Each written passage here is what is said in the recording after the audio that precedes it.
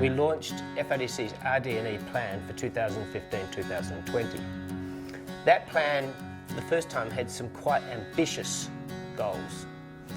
And part of that was changing the way we did our business. And we said to the stakeholders gathered at that forum and at subsequent venues and communications we had with our stakeholders that FRDC was now focusing on what we call lead, collaborate and partner. And fundamental to that has been that we need to report annually to people on what we're doing in those three areas.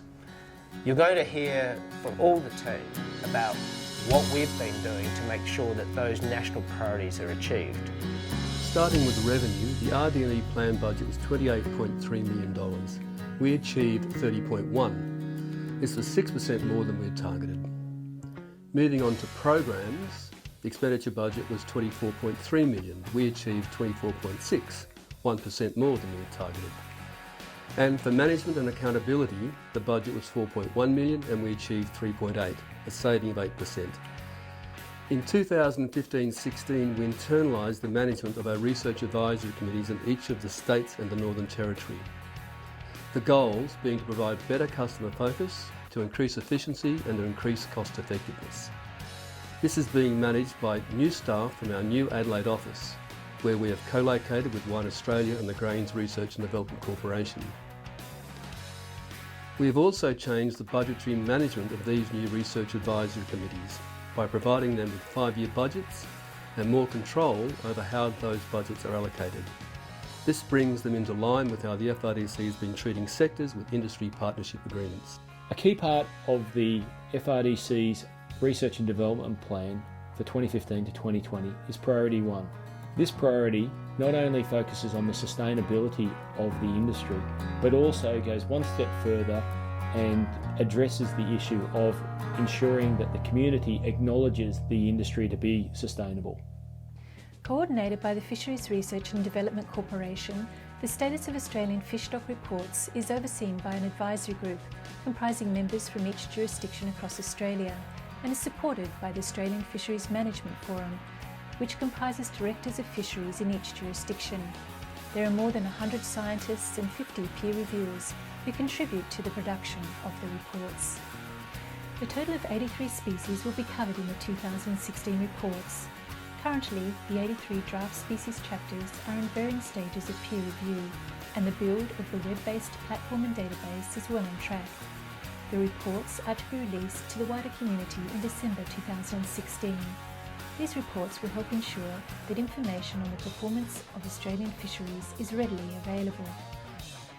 Furthermore, we are continuing to move towards a reduction in the number of species classified as undefined and an increase in species coverage. Information about the science and management of the sustainability of fishing will be more accessible to the consumer and meet consumer needs. As well as also looking at the Global Sustainable Seafood Initiative, where we are a partner. Now, our partnership in that is so we can start bringing together the aspects of clean and green programs that enable fishers to be responsible on water. Bringing all that together will allow us to benchmark their performance against the GSSI, the Global Sustainable Seafood Initiative benchmarking program, that will help us prove that these products are sustainable. Every 2 years, the FRDC has been undertaking a community perception survey.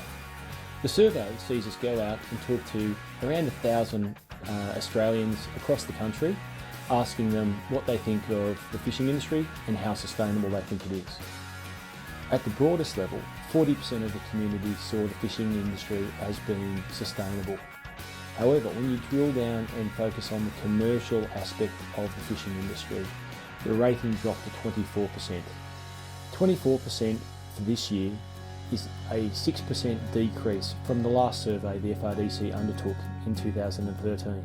This shows a clear change in how the community is viewing the commercial fishing industry. With Priority 2, we're improving the productivity and profitability of Australia's fishing and aquaculture industries. Some of the work we've been doing there has been focusing on some of our underutilised species. So these are species that you don't often find in the fish market or on restaurant plates, but they're very good protein sources and just may not be known by the general consumer, but actually have fantastic properties of taste and texture. What we're also doing is we are also looking at how we can improve efficiency in our aquaculture and wild capture fishing practices. So this includes work we've done on developing new freezer technologies on board northern prawn fishing vessels. We've also been looking at gear development, so looking at ways we can actually reduce drag, which also has the added benefit of reducing levels of bycatch and benthic disturbance. Priority 3 for the FRDC is to invest in areas of research which help the commercial development of areas of new and emerging aquaculture. The FRDC has established a sub-program which has brought together a panel of experts from various areas of aquaculture across Australia. We've allocated a budget for this program for the next 4 years, and that group of experts will prioritise and manage projects in the area of new and emerging aquaculture. So the FRDC already had quite a large yellowtail kingfish project, which is established under the Department of Agriculture and Water Resources Rural R&D for Profit program. This project is progressing. It's seeing fish go into the water on the east, south and west coasts of Australia, and is doing significant work in the areas of nutrition, feeding strategies and overall fish health to bring down the cost of production for yellowtail kingfish. So the sub-program have initiated an audit of previous research on aquaculture done in Australia. The aim of this process is to build a publicly available database where other people can search research that's been done and also get a take from the researchers that have done that work. The sub-program are also planning to target a future round of the Rural R&D for Profit program. This project at the moment is being planned on northern aquaculture and the growth of northern aquaculture. Principally, we're looking at the species of cobia, tropical gropers and barramundi at this stage, but potential for that scope to increase. Biosecurity is really the most important thing, because in an aquatic environment it's often very hard to contain and eradicate a disease. Like in a land-based or terrestrial farm, we can quarantine areas, you can get rid of the disease, but in an aquatic environment that's a lot more difficult. So biosecurity planning is something that FRDC supports. We're supporting the oyster and abalone industry at the moment to develop sector-specific biosecurity plans for farms, and providing a template, a model for individual farms to work on developing their own increased biosecurity planning. Another thing that FRDC is increasingly supporting is breeding programs to actually, develop families or lines of oysters or abalone or barramundi that are tolerant to diseases. Collaboration is something that the FRDC has been very strong on for a long period of time.